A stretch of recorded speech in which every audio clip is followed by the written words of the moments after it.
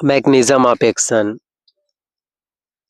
इस वीडियो में हम आप सभी को जो है ओमेप्राजोल और पेंटोप्राजोल के बारे में बताने वाले हैं। आज के इस कंप्लीट लेक्चरर में आपको ओम ओमेप्राजोल और पेंटोप्राजोल का मैकेनिज्म ऑफ एक्शन, इन दोनों ड्रग्स का जो है differences, uses, dose, side effect, pharmacokinetics, contraindication और एग्जाम में पूछे जाने वाले इम्पोर्टेंट पॉइंट जो है आप सभी को जो है बताने वाले हैं। अगर आप B pharma, D pharma, nursing, MBBS या किसी मेडिकल फील्ड से हो तो ये लेक्चर आपके लिए गोल्डन लेक्चर होने वाला है, जिसमें आपको बहुत सारी जानकारी है जो मिलने वाले हैं। चलिए बिना टाइम वेस्ट किए शुरू करते हैं। पार्ट 1 में है इंट्रोडक्शन टू पीपीआईएस, जिसमें सबसे पहले समझते हैं पीपीआईएस क्या होते हैं। तो इसका फुल फॉर्म होता है प्रोटॉन पंप इनहिबिटर्स। ये ड्रग स्टमक के अंदर एसिड फॉर्मेशन को रोकने के लिए यूज़ की जाती हैं। पीपीआईएस मेनली यूज़ होते हैं एसिडिटी में और गैस्ट्रिटिस में और peptic ulcer, GERD, acid reflux और duodenal ulcer. Pylori treatment combination, Zollinger Ellison syndrome. Important points क्या हैं? PPIs are the most powerful acid suppressing drugs. Part 2 में है स्टमक में एसिड कैसे बनता है। तो मैकेनिज्म ऑफ एक्शन समझने के लिए हमें यह समझना पड़ेगा कि स्टमक में एसिड कैसे बनता है, आखिरकार बनता कैसे है। तो स्टमक के पैरेटल सेल्स में एक एंजाइम होते हैं, प्रोटॉन पंप। ये पंप हाइड्रोजन आयंस स्टमक में सिक्रेट करता है। जितना ज़्यादा हाइड्रोजन निकलता है उतना ज़्यादा एसिडिटी होती है। एसिड फॉर्मेशन के 3 मेजर स्टिमुलेटर्स होते हैं। पहला होता है आपके हिस्टामिन H2 रिसेप्टर एक्टिवेशन, फिर है गैस्ट्रिन, फिर थर्ड है आपके एसिटाइक्लोनिन M3 रिसेप्टर्स। ये तीनों मिलकर प्रोटॉन पंप को जो है एक्टिवेट करते हैं।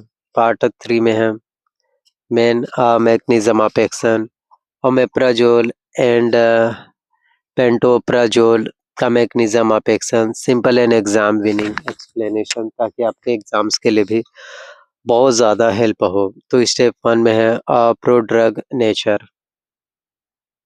तो सबसे पहले समझ लो ओमेप्राजोल और पेंटोप्राजोल दोनों प्रो ड्रग्स होते हैं, यानी ये बॉडी में जाने के बाद एक्टिवेट होते हैं। स्टेप 2 एसिडिटी एनवायरनमेंट में एक्टिवेशन। दिस ड्रग्स एक्टिवेट होते हैं स्टमक के एसिडिटी एरिया में, जिसे हम बोलते हैं canaliculus parietal cell. Step 3 conversion to activate sulfenamide. PPIs convert होती है एक्टिवेट सल्फोनामाइड फॉर्म, जो एक्चुअली एक्शन करता है। Step 4 reversible binding. Activate sulfenamide bind करता है डायरेक्टली, आप देख सकते हैं प्रोटॉन पंप के साथ। बाइंडिंग होती है रिवर्सिबल, यानी पंप परमानेंटली ब्लॉक हो जाता है। स्टेप 5 है एसिड सिक्रेशन बंद। जब प्रोटॉन पंप ब्लॉक हो गया तो हाइड्रो आयंस स्टमक में नहीं जाएंगे और एसिड बनेगा कि नहीं। तो इम्पोर्टेंट है PPIs causes 90 to 98% acid suppression effect lasted 24 to 48 hours even after one dose. Part 4 में है वायोमेप्राजोल and pantoprazole are taken before meal. अब आप सभी के लिए जो है 100% पैरेटल सेल मील के बाद एक्टिवेट होता है। PPI को एक्टिवेट होने के लिए एसिड चाहिए, इसलिए PPI को मिल्क से थर्ड 30 मिनट्स पहले दिया जाता है ताकि जब पेशेंट खाना खाए, ड्रग एक्टिवेट हो चुकी होती है। मैक्सिमम पंप इन्हिबिशन होता है। Part 5 omeprazole versus pantoprazole differences. तो दोनों में जो है आखिरकार डिफरेंसेस क्या होगा? फीचर्स ओमेप्राजोल, पेंटोप्राजोल पोटेंसी और ओमेप्राजोल हाई और pantoprazole very high. Onset fast और स्लाइटली और ये स्लोअर स्टेबिलिटी और इसमें एसिड सेंसिटिव और इसमें मोर स्टेबल। ड्रग इंट्रैक्शन इसमें ज़्यादा इसमें कम। यूजेस जेनरिक एसिड अल्सर और savoured GRT. CYP interactions CYP और 2C 19 इनहिबिट और इसमें मिनिमल। तो pantoprazole is safer and has fewer interactions. फिर हम बात करते हैं पार्ट 6 में यूजेस और indications. PPIs are used for gastric ulcer, duodenal ulcer, GERD. Erosive और इसोफेगेटिस और pylori treatment, NSAIDs, induced ulcer, stress ulcer, prophylaxis और Zollinger Ellison syndrome. High scoring lines जिसमें PPIs are the DUC for peptic ulcer. Pantoprazole is safest PPI। Part 7 में pharmacokinetics, absorption, intestine distribution, plasma protein binding, 95% metabolism, CYP 2C 19 excretion में urine and faeces. Duration 24 to 48 hours, half-life 1 to 2 hours, but effect long-lasting due to irreversible binding. Part 8 में adverse effects, common side effects.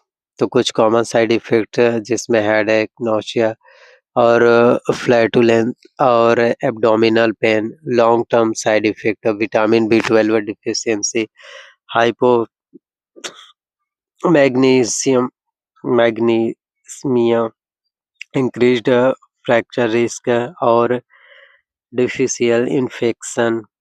Exams के लिए याद रखो long term PPIs decreases calcium absorption, osteoporosis risk.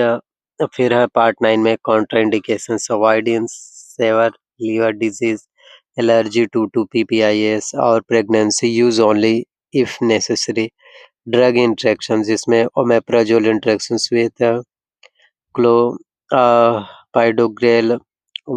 Warfarin, फेंटोन। फिर है pantoprazole is safer जिसमें final revision आपको बता देते हैं। PPIs block the proton pump permanently. Omeprazole more interaction. Pantoprazole suffer. Best 10-30 minutes before food. Ulcer and GRD. Long-term uses B 12 deficiencies plus weak bones. Activated only in acidity environment. Maximum acid suppression 24 to 48 hours. ये पूरी lecture आपके exams के लिए complete note है और clinical practice के लिए समझने के लिए पावरफुल एक्सप्लेनेशन है जो मैंने एक्सप्लेन कर दिया। तो आई होप वीडियोस आपको पसंद आए हो। वीडियोस पसंद आए हो, अच्छे लगे हो तो लाइक शेयर कमेंट्स जरूर करना।